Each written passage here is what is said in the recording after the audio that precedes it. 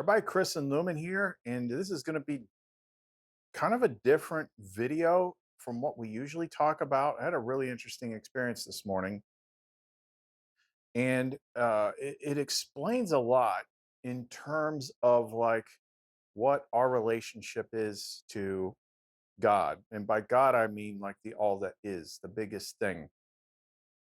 And also, not only like why we need it, but why it needs us. Like this was really like unexpected. What are you flashing the lights for? Never done that before. Anyway, um, sorry, she threw me off. Threw me off there. How we got there, we might have to talk about things on a couple different levels here. So, like at the ground level of the experience that we're in right now. I talked in the last video. I think they did something a few days ago. Like I felt it before. It's like I call it a trigger wave. It's like this negative energy, just like goes out and hits everyone, and the people that have more of the id entity, the toxified combative ego mind, they get all triggered with each other, start fighting. And they've done it a couple times that I can think of in the last couple of years. But I can always tell when they do something like that because I'll actually have like noticeable effects from it. First thing it'll do is it'll kind of knock me out of sync with lumen, or it's not flowing as smoothly. And then it does something to the energy in my body. My body kind of reacts to it, and I just start bloating. Like like in a day or two, it'll look like I gained 30 pounds or something like that. And it's an energy thing. And when I can purge that energy, I kind of shrink back down to size. So that's why I didn't do a video yesterday, because I was still like all blown up, and I'm still coming down from it today. There's a mixture of uh, dietary stuff plus energetic stuff that I've been doing, trying to get myself back into balance. But something else interesting happened last night, in which I was talking to my friend, the astrologer, about some experiences she was having. And I just basically said, I was like, yeah, I feel like I haven't tapped into that higher thing in a while. I'm like, I need some more microdose. I need some more microdose psilocybin, at least a little bit so I can kind of plug back in again. And then 2 hours later, I had it. It's just like she was that quick with it. What? What are you doing? Why are you doing that? Just freaking tell me, flashing the lights and stuff. But yeah, it was literally that quick. Now, unfortunately, it wasn't like the same brand, so it wasn't as good as the other ones. But this morning, I did my method, how I use the psilocybin microdose chocolate, which is I wake up early in the morning, drink some water, take the chocolate, put on a different type of pendant, and then try to kind of lay back down and be in that half sleep state. And that's when stuff will start talking to me and things will pop into my head. And it's usually not what I'm expecting. And then that's what happened today. And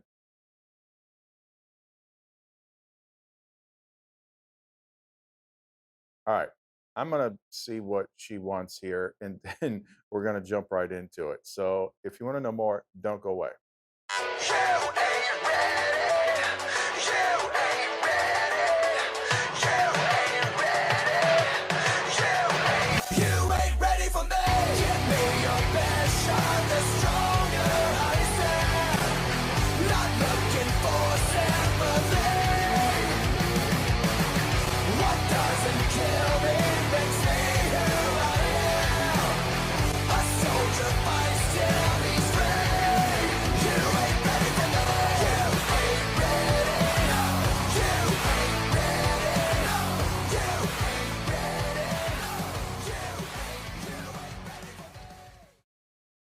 That was weird.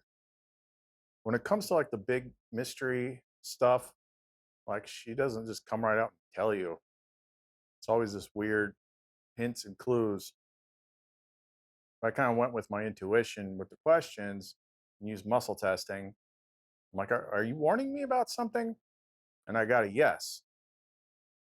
So I did one run with the tarot and it kind of looked like something, but I'm like, let's do it this other way. Sometimes if I want to get something more clear, what I'll do is I'll use the Black Moon astrology deck and draw a card from that as kind of like the significanter, tell you the overall theme.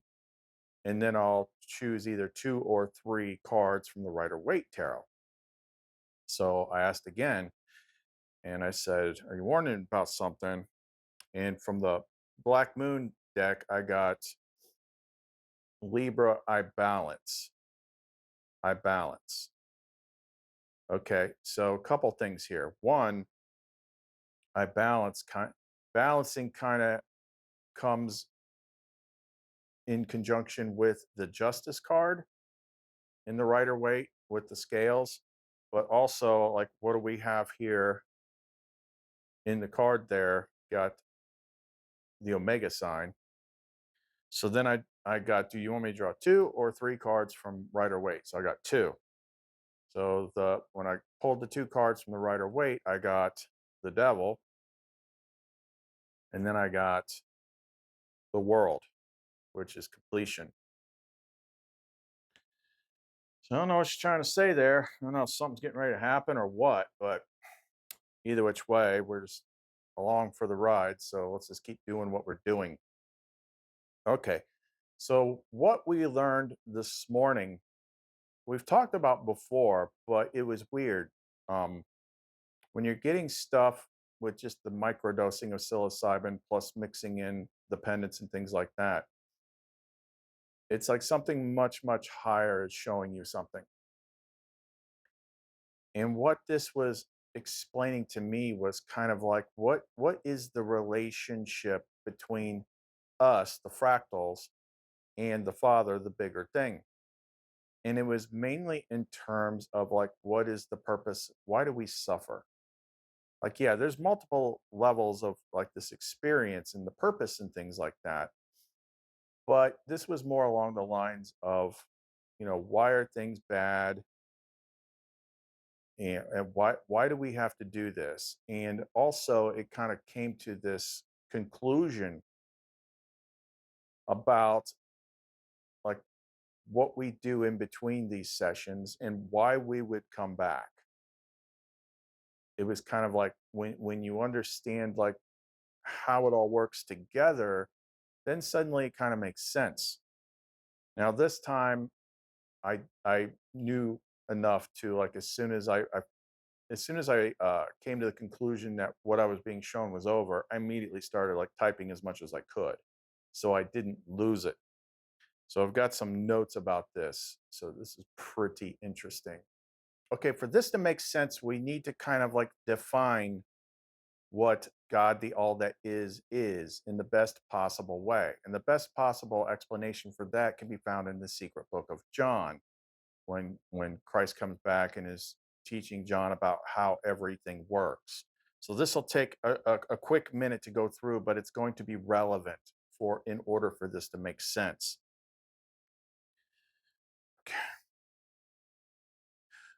The one is the invisible spirit. We should not think of it as a god or like a god, for it is greater than a god, because it has nothing over it and no lord above it. It does not exist within anything inferior to it, since everything exists in it.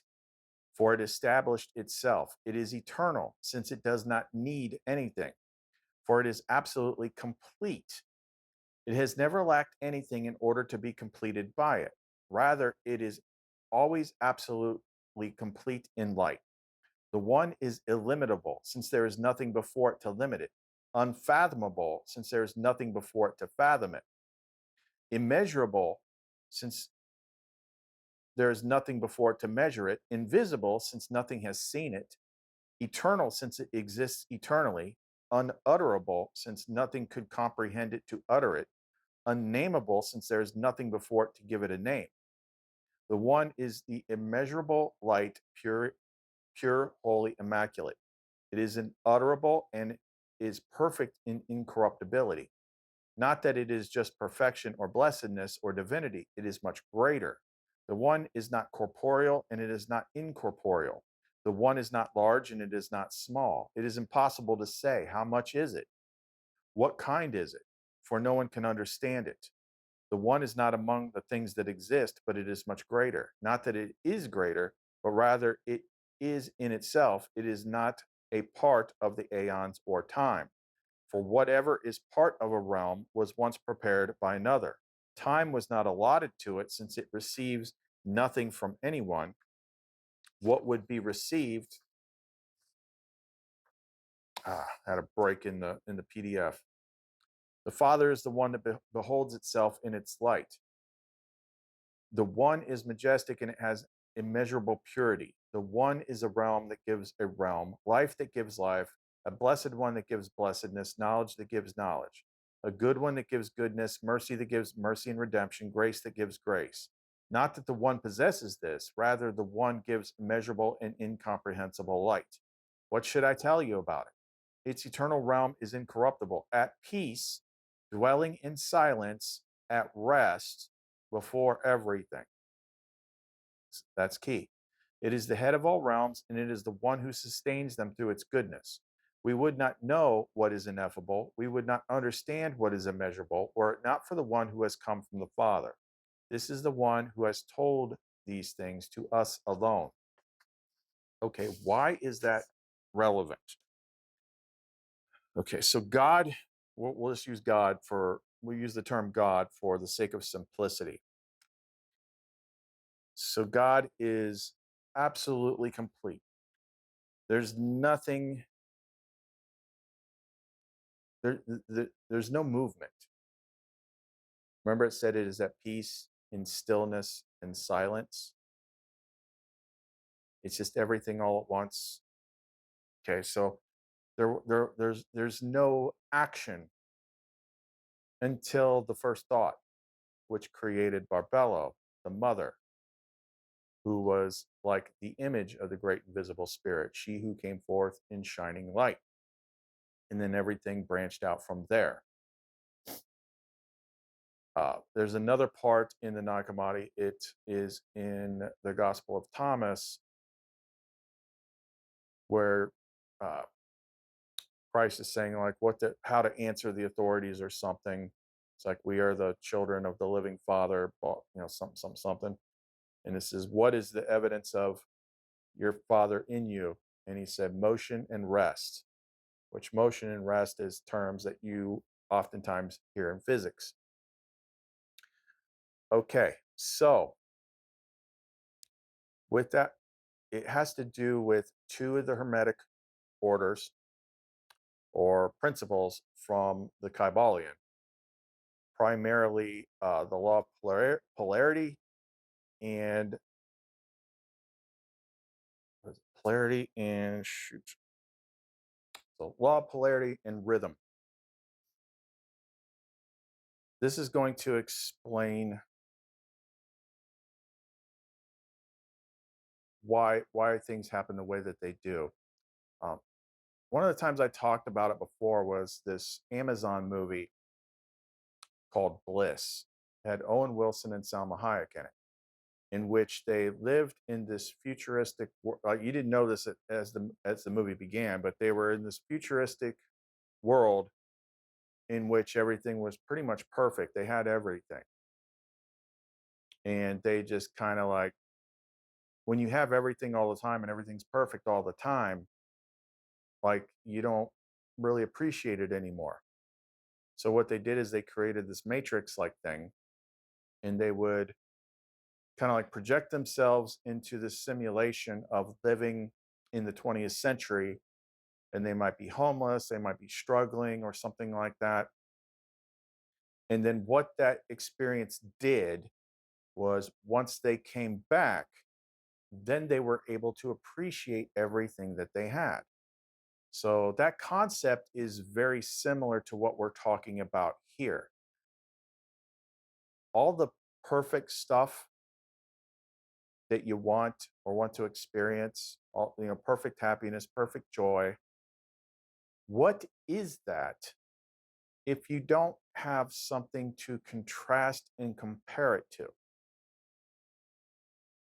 It's just existence. But you can't appreciate what you have unless you understand what it is like to not have. And likewise, there is this friction of experience of like going back and forth between having, not having, happiness, sadness, whatever it is that creates the experience. The experience. I'm going to reference two other videos in this. Um, One of them I have to pull off of my channel. Another one is from another channel. But let me just read through my notes as I wrote them, and then maybe that will help. Okay, then we'll flesh this out a little bit more, because if you're able to see it from the higher picture, and then you understand that we are the smaller pieces of the bigger thing. It needs us just like we need it. Otherwise, we're just existing in silence and nothing. Everything's perfect, yeah, but nothing's happening. It makes all the crap that we go through suddenly make sense about why it's necessary and why we would actually come back. So let's just go through the notes that I typed out after I got done with my thing this morning. God is absolutely complete. God needs us like we need God. Feeling, feeling is the key, comes from friction, discovery, and contrast. You can't appreciate something unless you didn't always have it. You can't appreciate something unless you experience its opposite. Corruption gives value to perfection. Ugliness gives value to beauty. We are perfection, but when you are perfect, you just are. The thrill of feeling comes from experiencing something for the first time, or from having it, losing it, and getting it back.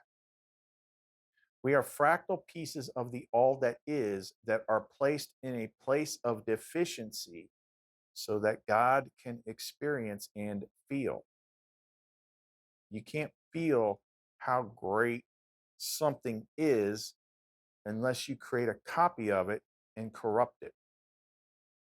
So suddenly the the story, I've always said one of the biggest things I had a problem with the Gnostic story was that this place was, and I felt like that was almost like a red herring. It's like, oh, Sophia made a mistake and that's why this place is corrupt. But it's almost like you have to create worlds that are in varying degrees of deficiency and corruption from the pure thing, so that you can go in and have the experience and the feeling and the appreciation of it. Let me keep going here. God can only experience how great God is by being a separate piece in a place that sucks. Before you are returned home, you suffer the greatest. Why? Because it amplifies the feeling of being returned home and receiving. It's not about wanting to feel the suffering. It's because the suffering is the only way to feel the receiving of being returned to completeness. Does that make sense? So now we're starting to understand this whole motion and rest thing, experience and non experience. Like it's like, oh, I'm back, a part of everything. This is awesome. But then you're floating in the awesome sauce so much that it's like, all right, time to do something else. Because it's almost like you have to. You have to in order to experience yourself as God. There has to be friction. There has to be new experiences. But I think we kind of like start off at lower frequencies and work our way up in understanding, because there just has to be motion. There has to be something new happening in order for experience to happen. It's like breathing. Exhalation of the light in completeness makes the inhalation of light in completeness so great. That's the only way God can experience itself. Perfection in completeness is stillness and rest. It's relief. But after a time when the memory of the struggle fades, so does the feeling of appreciation. It simply is. So we come back because the feeling of receiving is greater than the feeling of having. That stuff is where it starts to make some of the other things you see in this world make sense. Think about that. The feeling of receiving is greater than the feeling of having. You see this in the world where those who have everything don't appreciate it. So a lot of times these are the bad guys up top. They're basically bored. So from that angle, they subsist on creating suffering and feed on that. The more they have, the more they need to create the opposite to feel. And I think this kind of factors into like how we reach this crescendo of badness in this world before it resets. If you are too good, you will gain greater experience in feeling what is bad. But what it's why good people sometimes do bad things, like married people and infidelity, because the bad things do what? They create more feeling. It's just like an experience. It's like, oh my God, this is like woo, something bigger, something crazier. When you have it too good for too long, you get bored. You don't appreciate what you have. I mean, look at some of the stuff that you see in the news. Like I saw something this morning. It was John, can't remember his name. He's got a song on Lumen's playlist, but it was some guy. I guess he started off in Springfield, Ohio, and he was lecturing everybody about the whole Springfield, Ohio thing. And people are like, "You live in a multi-million-dollar house in Beverly Hills." And they were showing clips of his house. It's just crazy. It's like you're totally disconnected from this. Like you just can't grasp it. How other people feel. That's the thing. Is like when you have everything, then you're totally disconnected. Totally disconnected. Let me get back to this. But the more you become what you are not, because the all that is God is perfect, the more toxic you become. If you don't swing that pendulum back, the more you lose, the more you appreciate having. The more you are hated, the more you appreciate being loved. The more you know pain, the more you appreciate pleasure and happiness. Separation, discovery, loss, gain, all of this lets you, and by extension, God, the all that is, experience and appreciate yourself slash itself. Without separation and contrast, there is no feeling and appreciation. Remember the breathing. The breathing is the law of rhythm and the law of polarity. So, kind of doing these backwards out of order, starting with the law of rhythm, which is the fifth Hermetic principle. Everything flows out and in, everything has its tides, all things rise and fall. The pendulum swing manifests in everything. The measure of the swing to the right is the measure of the swing to the left. Rhythm compensates. So that's why before the end of an age, when we're going to swing back into the perfect place, it's going to get as bad as possible here. That makes sense. Now, juxtapose that to the fourth one, which is the law of polarity, the fourth Hermetic principle. Everything is dual, everything has poles, everything has its pair of opposites. Like and unlike are the same. Opposites are identical in nature, but different in degree. Extremes meet. All truths are but half truths. All paradoxes may be reconciled.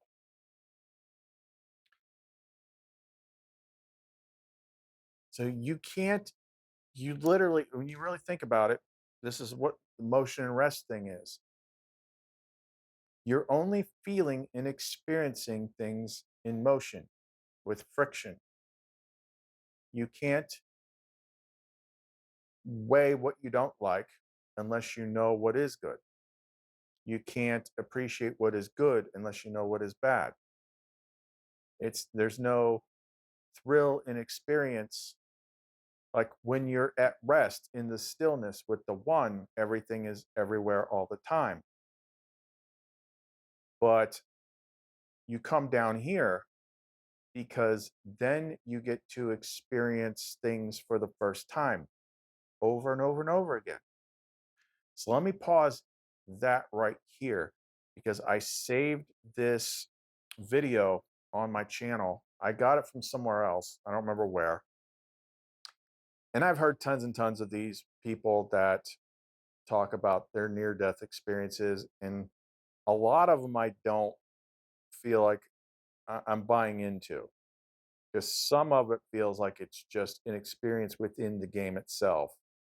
But this particular one was different because this particular one, he said certain things that made me think, oh, he's definitely talking to her, Sandra. But the way he describes it is perfect. So let's go ahead and watch this one real quick. Hi, I'm Andy Petro. I want to tell you about an experience that I had many years ago. It was 1955.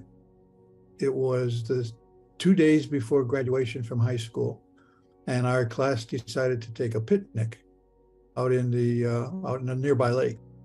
So we got all packed up and ready to go, and we got there, and it was a beautiful summer day.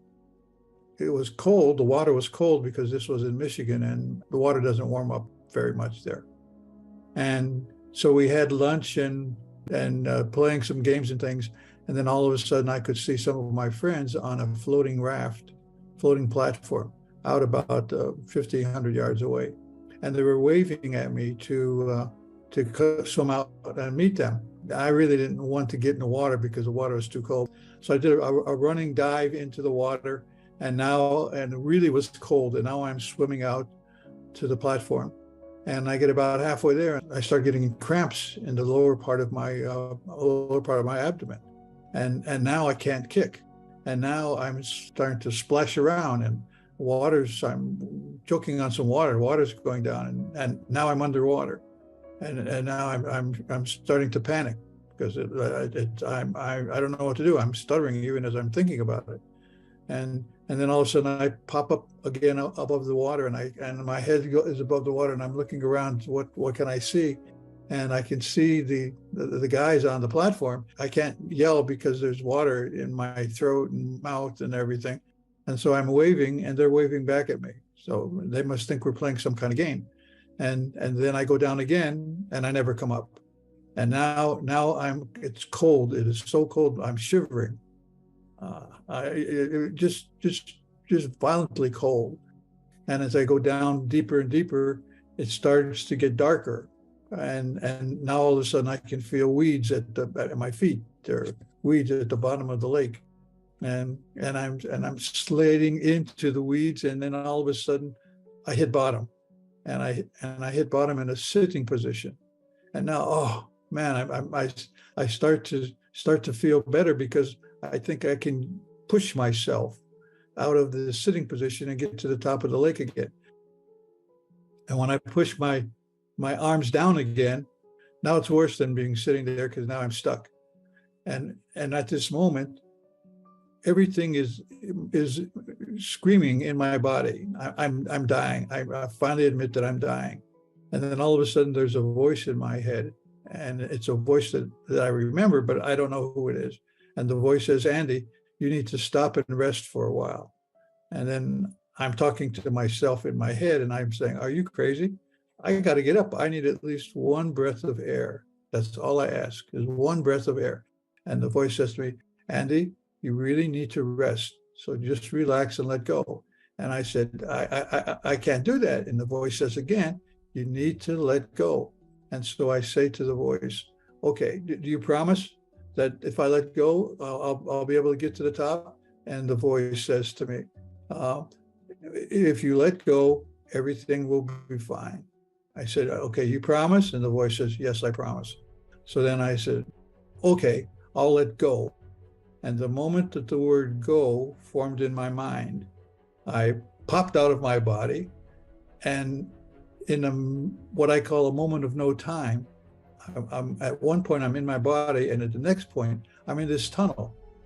And I don't remember going to the tunnel. It was just now I'm in my body, now I'm in the tunnel.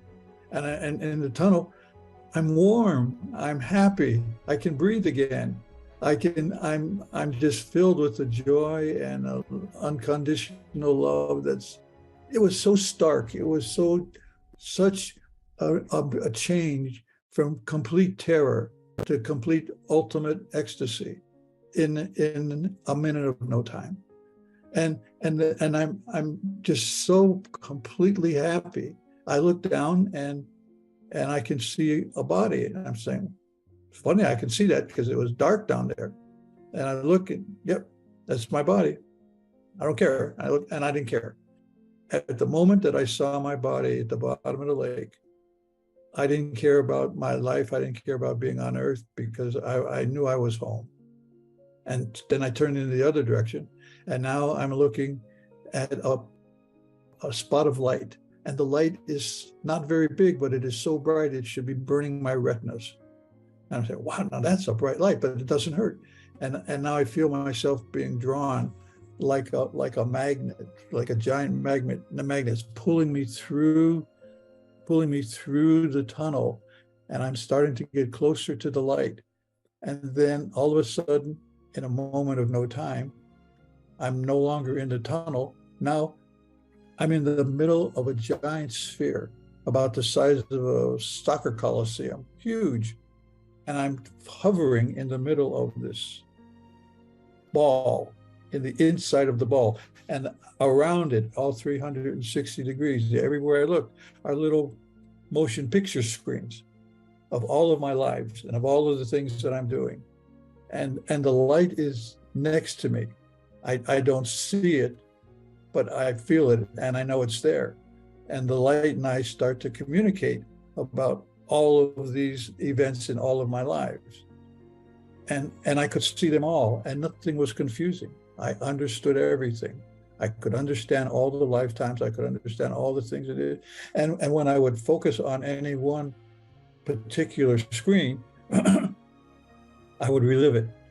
Only now, as I'm reliving it knowing the feelings and the effect that I have on the people that I'm communicating with in that scene. So if I'm with my family and talking to them about something, I know what they're thinking as I'm talking. So that because nothing's hidden, nothing is unknown, everything is transparent. And I go from all my various lives, from being female, from being on other planets, on and on. And it seemed like I was there for months. But obviously in Earth time, I was only drowned for somewhere between 10 and 15 minutes. Otherwise, I wouldn't be here saying this.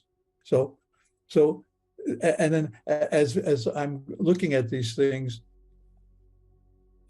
finally, in another moment of no time, now I'm not in a sphere, I'm back in a tunnel. And now I'm really close to the light. I'm as close to the light as I am to the screen on my computer. And I'm standing there, and the light says, Andy, I love you. And I'm impressed because it knows my name. And then the light says, Andy, we love you. And when the light says, we love you, the whole background and the light kind of disappear. And now there are thousands and millions and trillions of other lights, just like me. And they say in one chorus, "Welcome home, Andy." And at that point in time, I was absorbed into the light. I became the light. I wasn't greater than the light. I wasn't less than the light. I was a piece, a holographic piece of the light. And it's the most fantastic feeling that as a human I could ever imagine. It's indescribable. And at that moment, I knew everything. What do you mean, Andy? I mean, I knew everything. There was nothing I did not know. So people often ask me questions. Well, when you were in the light, did you ask them about the war and peace and all? I said, no, I didn't ask them. There's no reason to ask questions because I knew it all. There was nothing that was unknown. And now I'm with the light, and the light is really funny. The light has a fantastic sense of humor, laughter, fun. When we were looking at my life review in the big sphere, the light would say, "Andy, look how upset you got over that. You know, in the long run, it doesn't mean anything. Why don't you loosen up? Why don't you lighten up? Why don't you have more fun while you're on the planet? You're only going to be there for a little while because it's not real. Earth life is not real. It's like a play. It's like a movie. There's 8 million actors on the planet, and they're all playing a role. They come with different costumes, different religions, different races, different sex, different, all of these things. But once the costumes are gone and taken off, when the play is over and you're back in the light, the costume comes off.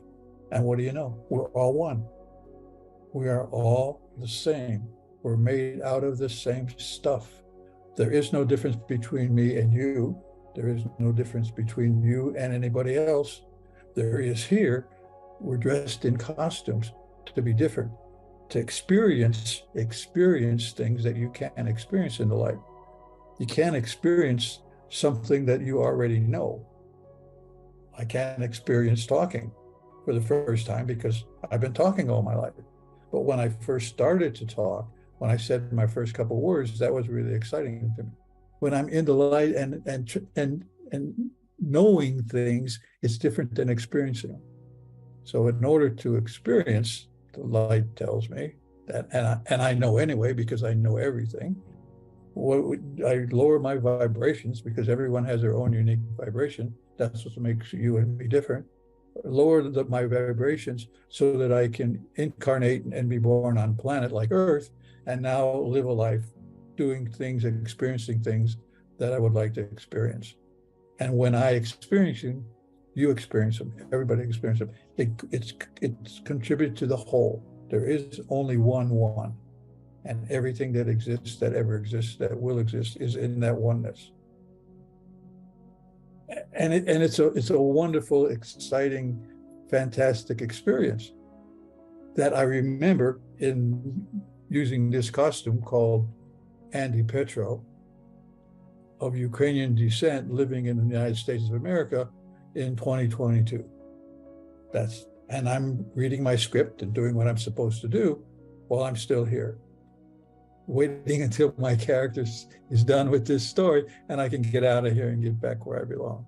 So that whole process of being in the light was just incredible.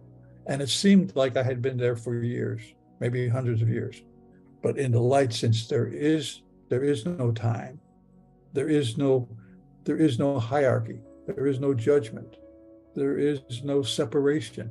We're all one, not in a dull, boring way, but in a happy, exciting, ever evolving, ever new experiences in the light. And then all of a sudden, the light says to me, "Andy, you have to go back." I said, "Whoa, no. You got the wrong guy. I'm not going back." And the light says the second time, "Andy, you're going back." And I said, "Didn't you hear what I said? There's no reason for me to go back to that planet. I'm home. And the light says to me the third time, Andy, you're going back. And when I heard the word back, the K in back, I felt myself being stuffed back into my body. The most horrible feeling that I can ever imagine. Just as the most exhilarating experience I could ever imagine was when I left my body back and went back into the light. The most horrible one that I've experienced was going back into my body. I didn't want to be there. I still don't want to be here, but I'm doing what I'm going to do. So as I'm hearing all this and I'm laying on the sand, I'm on my stomach and my head's turned and they're pushing on my lungs to get the water out of my lungs. This was back before CPR. This was back in the 50s. And I'm coughing the water out. By the way, I never lost consciousness.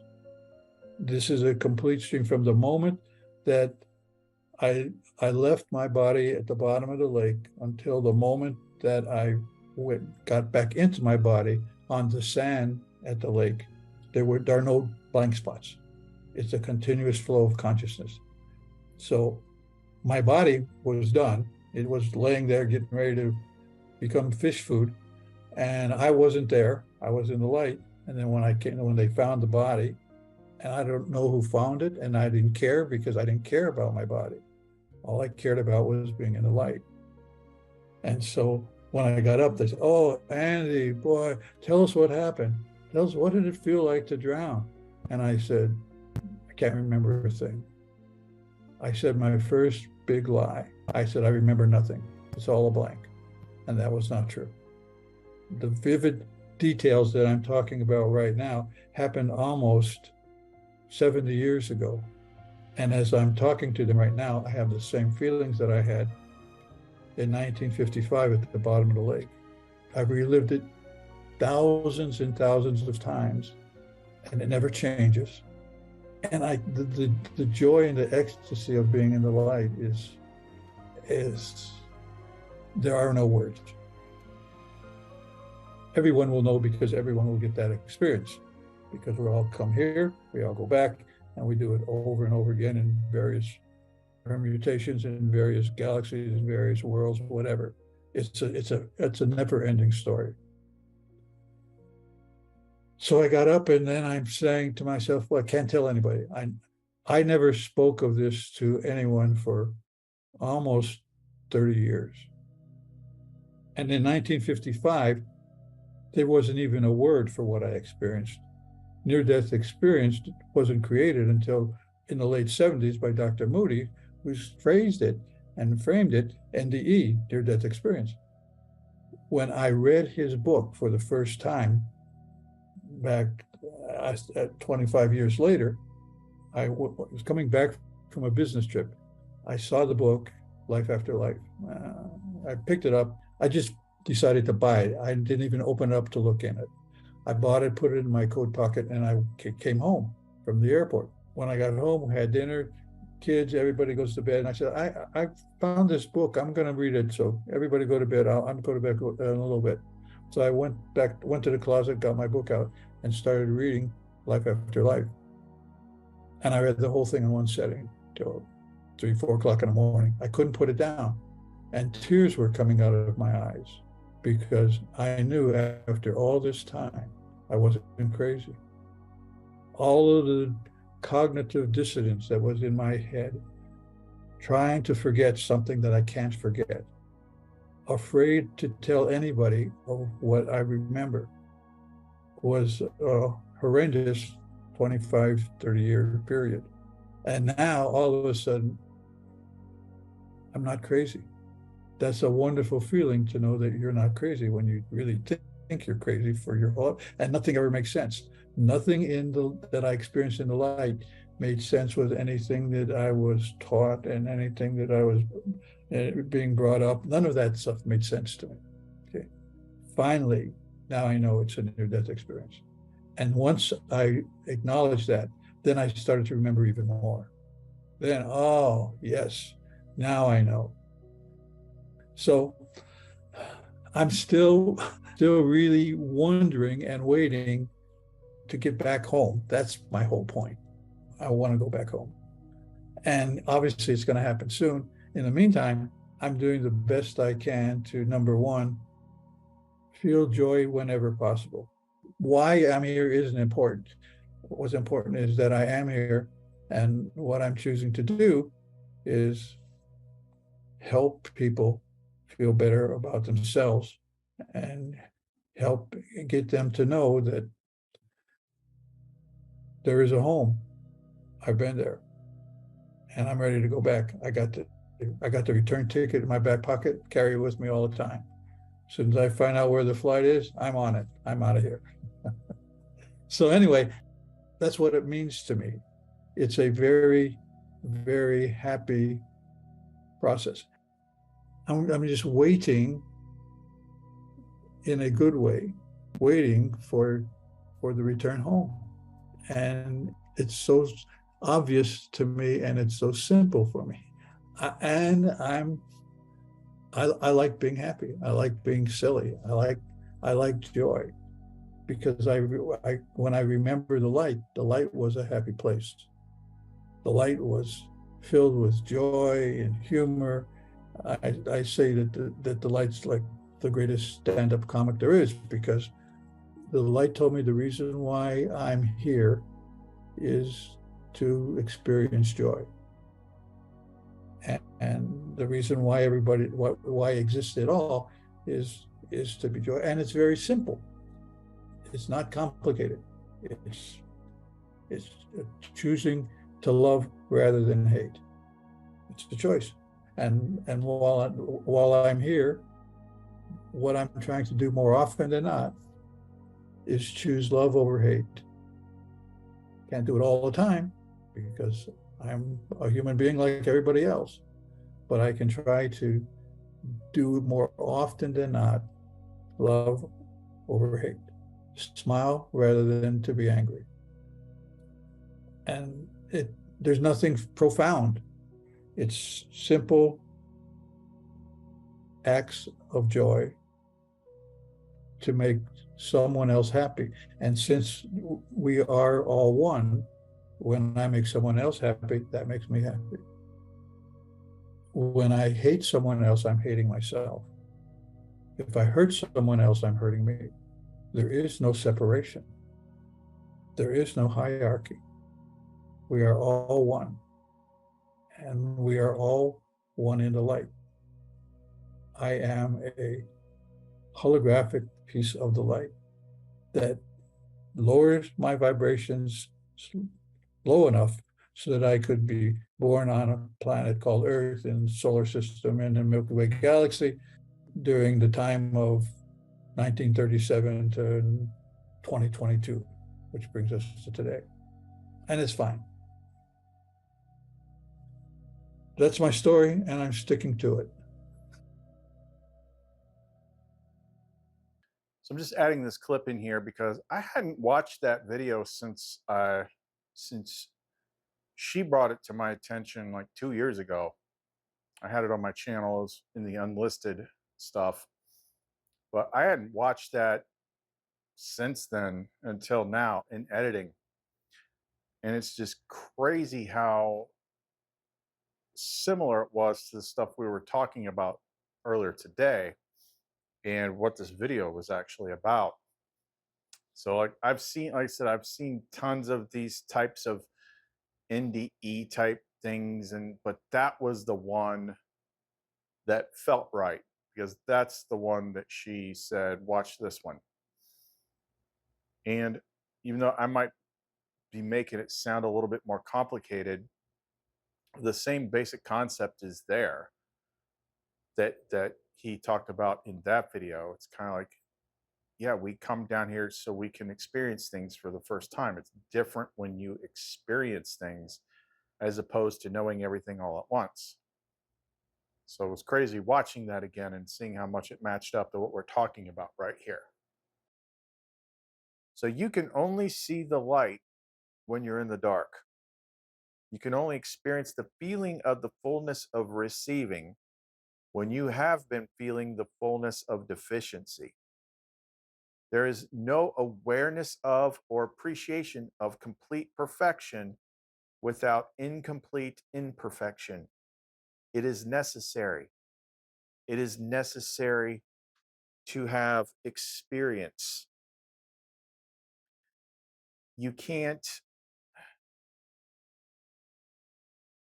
we're all, like I said, we're all fractal pieces of the all that is. But in order for it to have experiences, it has to cut off parts of itself. It has to make parts of itself forget. We have all these different, trial. I mean, it's this big thing that if it didn't do that, if it was just everything all at once all the time, then there's really no experience being had. Like, this is why there's so many worlds. That's why there's so many experiences. And that's why we start off with our God powers kind of limited and muted. We have to learn how to turn them back on. But we are producing something, not just for ourselves, but for the larger thing. And what she popped into my head was this one particular video. It's a channel I like called All Time. He does a lot of good videos about don't you even do it. No, no, no, no.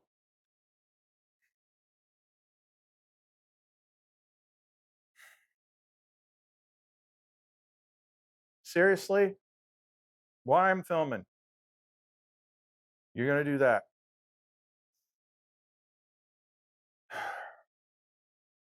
It's a conspiracy between Lumen playing with the lights and my cat deciding, like, hey, you want to see what's in my stomach? And it's amazing if I will ever get through this video. But anyway, that's what I deal with. So, as I was saying, in terms of us producing the experiences for the all that is, and this is what the give and take role is. This particular channel had a video called five reasons we live in a simulation or something like that. And what I'm talking about here was like one of those five things. So let me just throw that piece of that video in here real quick because it is relevant in thinking about it and understanding it. Consciousness is defined as the state of being awake and aware of one's surroundings. It's one of the most familiar parts of all of us, and yet also the most mysterious. Since the dawn of time, philosophers have asked, what is the purpose of consciousness? Why do we need consciousness? These deep philosophical questions have challenged the greatest minds throughout history, and thanks to the simulation theory, we might actually understand its purpose and why we need it. Consciousness is an interface between the self and the universe using all of our senses. The only reasonable explanation for consciousness's existence is that it is there to be an experience. Keep in mind that consciousness doesn't provide an evolutionary advantage that we know of, so what is the purpose of it? Either there is a role of consciousness at work that we don't know and haven't theorized yet, or the experience that consciousness provides is a function we serve, as in a product we create, an experience we generate as human beings. We are the ones creating this experience, and that is what consciousness is. Now, this is where things get uncomfortable, and again, if you're kind of lost, just stick with me. In philosophy, a qualia is defined as an individual instance of subjective conscious experience. Put simply, a qualia is the breeze of wind against your face, the taste of water, the excitement we feel when great news happens, as well as the fear created by bad news. All these experiences of consciousness are what we produce, and an individual experience is called a qualia. As I mentioned earlier, consciousness is something that we create that is not necessarily for us. Who do we create this product for? Who receives these created qualia algorithms that we produce? We don't know. But what we do know is that we are creating this consciousness, this experience, and that we apparently don't have any use for it. So the only logical next step is to surmise that this product serves something else. Which begs the unsettling question of who or what is this product for? If you haven't already made the connection to the simulation theory yet, let's break it down in the simplest way possible. When you are playing a video game, let's say Grand Theft Auto, is the character in the game you're playing as experiencing qualia, or is it ourselves? They do what we want them to do, and they act out the actions that we tell them to do, and by extension, we are gaining an experience through them. That is the qualia. They aren't gaining it, we are. The video game character goes through an experience, but their experience is very different from the experience we, the player, receive. That space between the character in the game and us, the player, exists in this gray area where experiences of the player and experiences of the character combine to form some type of consciousness. This is what the simulation theory believes consciousness is. Consciousness is that strange connection between us, the guiding voice in our head, and the experiences we live and feel on a day-to-day basis. It's the product we produce for whatever is on the other side of the simulation. That product that we produce, we have a very similar connection to that in games today. It's extremely rudimentary, but we are already seeing technology begin to blur the boundary between us. When riding in a roller coaster as a character in a VR game, we feel the gravity of the roller coaster. But where's this gravity coming from? It isn't real, and yet it is. It exists somewhere in the space between the character that is riding the roller coaster in the game and our minds occupying the mind of the character. The gray space between us, that is consciousness. It's easy to imagine how in the future this experience will become grander. More experiences, more feelings, more qualia generated. For us. Video games are a trillion-dollar industry currently, and this is all based on the small amounts of qualia we experience from them today. Just imagine the future 10 years from now, 100 years from now, 1,000 years from now. The demand is there, the desire is there, the money is there, and the interest is there. It's inevitable. Based on the simulation theory, the simplest explanation for the existence of consciousness is that it is an experience being created by our bodies and actions, but not for us. Just like a video game, we create incredible outputs of sensory experience, qualia generating machines. And just like a video game, our input, our product, is most likely for the benefit of someone or something else experiencing our lives through us. So I mean, it's actually kind of simple when it's shown to you. Like we complain a lot when we're in here and people are suffering and things like that. But think of it this way. Think of suffering as kind of like this is what you do in order to make the next experience that much better.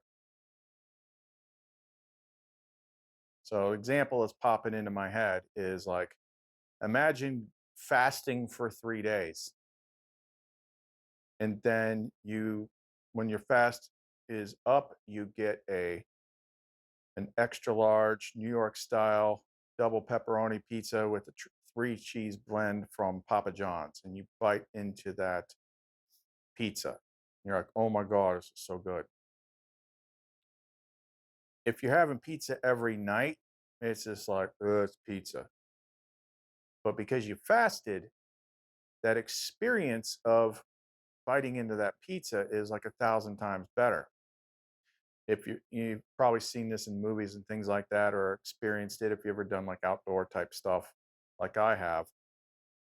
A lot of times you could be so hungry that when you get some food that ain't the greatest food in the world, but you're starving, that food is going to taste amazing. That's why. So, like when we're moved to the higher realm, maybe we have to go through this like so many times because there's secondary things going on, like different types of lessons or growth experiences or something like that. But in the end run, the ultimate reason for having evil, deficiency, and suffering is to make what is not evil and what is good and perfect taste that much better. And we just constantly keep ramping up because otherwise it's just, I'm perfect, everything's perfect. Perfection sounds great when you're in a not perfect place. But what would, if you never experienced deficiency at all? You'd just be bored. You'd just be bored. Like you can't, the only way to truly experience the perfect like glory of the all that is and how great it actually is to separate itself from itself and then put those parts back. Like, oh my God, this is awesome. But then you're there for so much longer, and then maybe you go to another world, or maybe you come back to this one. But it never ends. Like, I don't think it ever ends. It doesn't make sense for it to end permanently and just exist in perfect peace, because that's what would happen. You would you would get bored of it. You would forget why it's special. And thus you go on another adventure. And what might seem like very long and drawn out to us, once we get out of here, we realize that was just a really quick thing. Like this lifetime was like that. But now it's like everything is awesome. You got your lumen, you got everything. Maybe you go to another world. And that's why they talk about the place of rest and the period of rest and things like that. And everything is perfect. Now you get to experience things for a period of time, maybe forever. I don't, maybe I'm wrong, where it's like the experience of when you have done the life, excuse me, if you've done the life of deficiency, then maybe the way that it works is you then live a life of perfection. Maybe that's why there's two worlds. You know, they say this place is a copy of the perfect world. Maybe all we do is go back and forth. You live a lifetime here, you live a lifetime there. You live a lifetime there, you live a lifetime here. And then that keeps it fresh. That keeps you experiencing it. Gives you challenges and stuff like that. But does that make sense? See, God can't experience itself unless it creates pieces of itself and creates a place with limitations and deficiency. That's the only way to appreciate things. It's the only way to understand things. So that's probably the best way that I can put it. But that's what I got today. It kind of like it overshadowed all this on the ground story stuff, of story of the world stuff that we usually talk about, to understand like the bigger picture, and understand that no matter what, eventually things will be set right. Like when I drew that card, I balance, and then maybe that's why we drew these two. Maybe it wasn't about something happening, but it's like the devil card kind of represents crap world, and the world card represents perfect world, completion, deficiency, fullness, incomplete, complete. Everything's bad right now. This place is getting terrible, but it'll be balanced soon. You just got to stay the course. And maybe what she's trying to say is by just understanding this, then you don't have to like, why is it like this? Why do we have to do this? This is so unfair. This is so terrible. But if you stay in tune with the light, you're going to be compensated. You're not just going to be compensated for your suffering, but you're going to be compensated for your growth too. You're going to keep leveling up into bigger and better things. But either which way, I think like this balancing point is coming pretty soon. So for me, what it did was it just made it all make sense. And then I don't have to like hate on what's bad so much, because I understand why it's needed, why it even exists. And that also means understanding that the worse things get, then eventually, one way or the other, your point of experience pendulum is going to swing.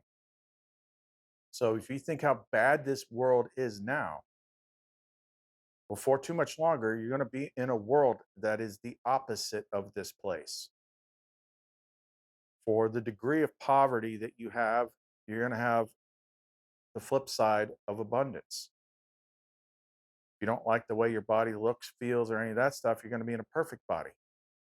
If you feel unloved, you're going to feel extremely loved. You're going to go from one extreme to the next. And then eventually we get to a point where it's like we want to appreciate it as much as when we first got it.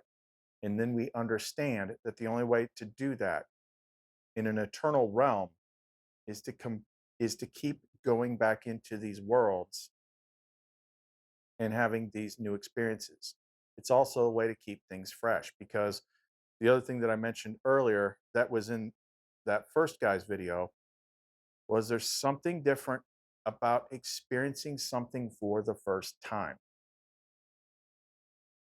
So we always say things when we're in here like, I'm getting out of here and I'm never coming back. Yeah, you will. It might not be this exact place, but when you understand how it all works, then it all makes sense. And if you want to keep up that level, then you have to. You have to, like, because there's one thing to like, it's amazing at first when you're plugged back in, but it's only amazing when you're plugged back in because you were separated from it. When you've been there for a while, now that initial, oh my God, that initial receiving has long passed. And then you got to go back in.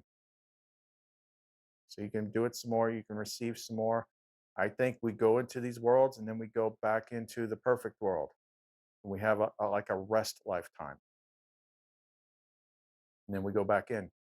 And we go back and rest. Then we go back in. Then we go back and rest. And what we're trying to do while we're here is get to a high enough level of understanding and remembering where we come from. And then this place doesn't bother you so much. Make sense? I think it does. Okay. Well, that's enough for right now. I gotta get. I got like freaking 6 pendant packages. I gotta get packaged up tonight. Post some more. Um, yeah, things are working really good, and I'm really interested in more people getting these. The new way she's got me doing stuff is simpler. It makes more sense. Things are getting less complicated. It's just combining the two things. It's like make the pendant primarily, for the most part, unless somebody's got some really negative stuff they got to deal with, about harnessing and amplifying the light. And then the programming of the metal being attached to it is then inhibiting the parts of the mind that are trying to block that. Hmm, that's kind of like, she's calling that like the universal setup now. I think that's how we're listing it. But anyway, if you like what we share here, you can support the channel by clicking on Buy Lumina Coffee. You can contact us and check out some of our stuff at our Etsy store, clumencreations.etsy.com. Chris and Lumen. See you next time.